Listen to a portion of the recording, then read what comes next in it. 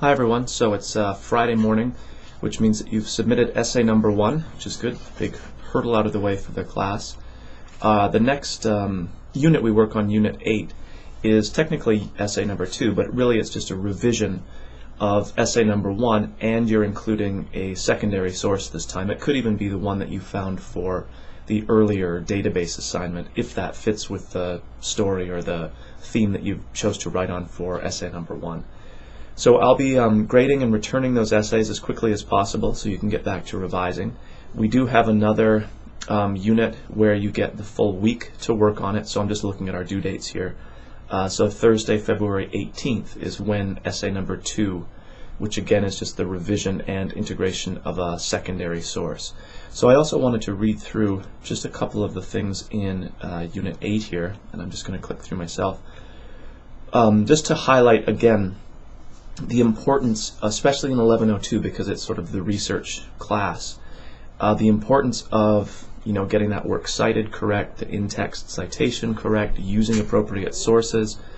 So any paper that, as I say in the unit, and you can read this for yourself as well, any paper that just doesn't use an appropriate source or doesn't have a work cited is just not going to pass.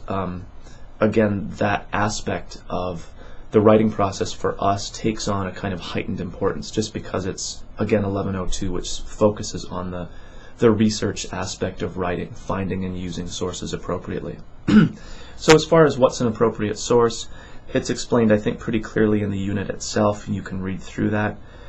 There's lots of links and models and examples as far as that works cited page and in-text citation formatting, so be sure you're getting that right. And then obviously when you get your essay 1 back, be sure you read carefully through for comments or corrections that I've made or highlighted.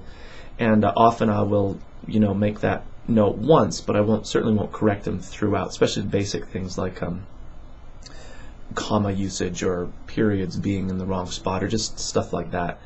I might mark it once, and then you can easily read for that same mistake. And obviously if you see something corrected or highlighted and don't know what the correction should be, you're more than welcome to get in touch with me and I can explain it more fully. So you can make those changes again throughout your paper for essay number 2 as the revision of essay number 1.